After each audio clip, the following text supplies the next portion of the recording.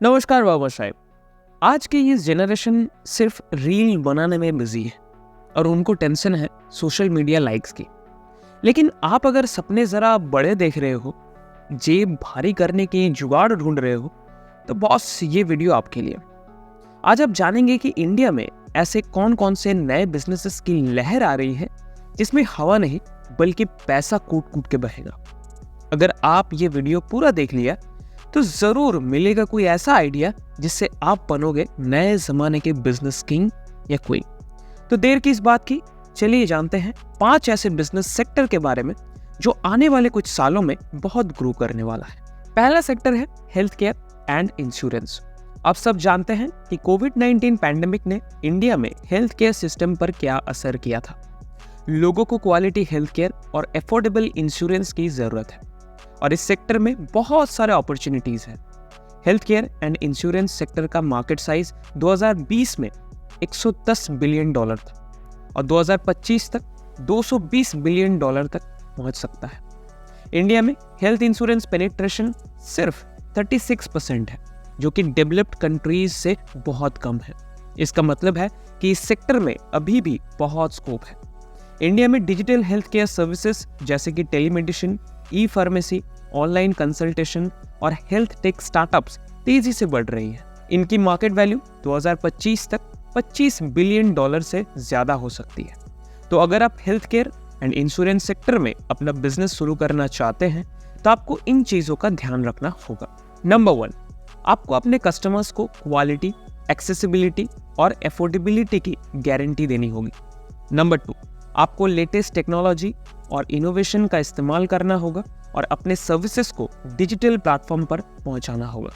Number 3, आपको government और private sector के साथ कोलैबोरेट करना होगा और उनकी पॉलिसीज और रेगुलेशंस का पालन करना होगा। दूसरा सेक्टर है रिन्यूएबल एनर्जी। आप सब जानते हैं कि इंडिया में एनर्जी डिमांड बहुत ज्यादा है और फॉसिल फ्यूल से एनर्जी प्रोड्यूस करना एनवायरनमेंट के लिए हार्मफुल है। इसलिए इंडिया ने रिन्यूएबल एनर्जी सोर्सेस जैसे कि सोलार, विंड, हाइड्रो और बायोफ्यूल्स को प्रमोट करने का फैसला किया है। इंडिया ने COP26 समिट पर अपना रिन्यूएबल एनर्जी टारगेट 2030 तक 500 गीगावाट कर दिया है, जो कि वर्ल्ड का लार्जेस्ट एक्सपेंशन प्लान है। इंडिया में रिन्यूएबल एनर्जी का इंस्टॉल्ड कैपेसिटी 2023 तक 179.57 गीगावाट हो गया है और इसमें से 42% नॉन फॉसिल फ्यूल सोर्सेज से आता है। इंडिया में रिन्यूएबल एनर्जी सेक्टर में $42 बिलियन से ज्यादा के इन्वेस्टमेंट 2014 से 2020 तक हुआ है और इस सेक्टर में फॉरेन इन्वेस्टर्स का इंटरेस्ट भी बढ़ रहा है। तो अगर आप रिन्यूएबल एनर्जी सेक्टर में अपना बिजनेस शुरू करना चाहते हैं तो आपको इन चीजों का ध्यान रखना होगा। नंबर 1, आपको अपने प्रोजेक्ट को कॉस्ट इफेक्टिव, स्केलेबल और सस्टेनेबल बनाना होगा। नंबर 2, आपको green hydrogen, energy storage, smart grid और इलेक्ट्रिक व्हीकल जैसे इमर्जिंग टेक्नोलॉजीज पर फोकस करना होगा।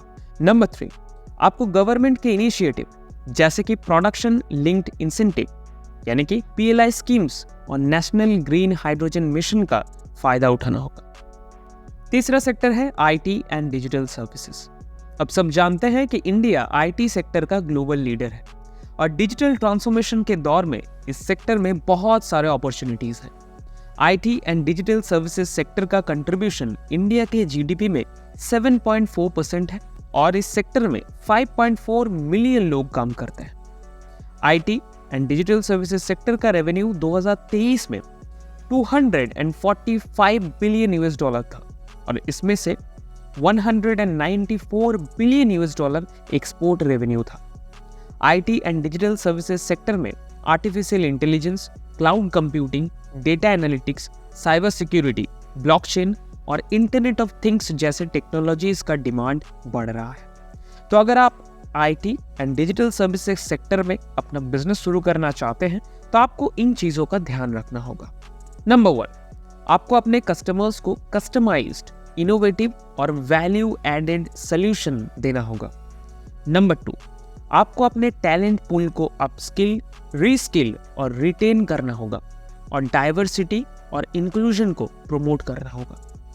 नंबर 3, आपको ग्लोबल स्टैंडर्ड्स, बेस्ट प्रैक्टिसेस और कंप्लायंस रिक्वायरमेंट्स का पालन करना होगा। चौथा सेक्टर है रियल एस्टेट एंड इंफ्रास्ट्रक्चर। अब सब जानते हैं कि real estate and infrastructure sector India के इकोनॉमी और डेवलपमेंट का बैकबोन है और इस सेक्टर में बहुत सारे चैलेंजेस और अपॉर्चुनिटीज हैं। Real estate and infrastructure sector का कंट्रीब्यूशन इंडिया के जीडीपी में 8% है और इस सेक्टर में 5 करोड़ से भी ज्यादा लोग काम करते हैं।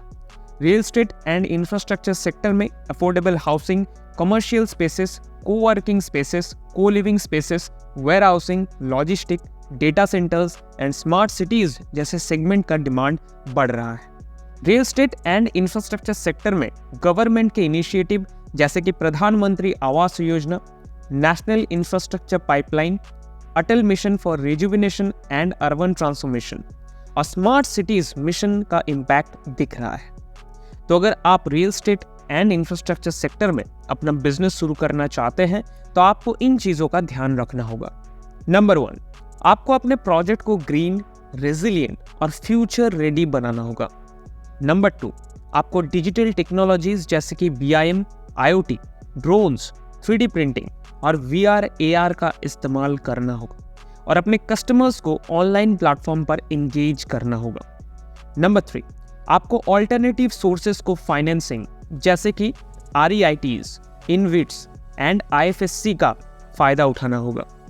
पांचवा और आखिरी सेक्टर है FMCG यानी कि फास्ट मूविंग कंज्यूमर गुड्स।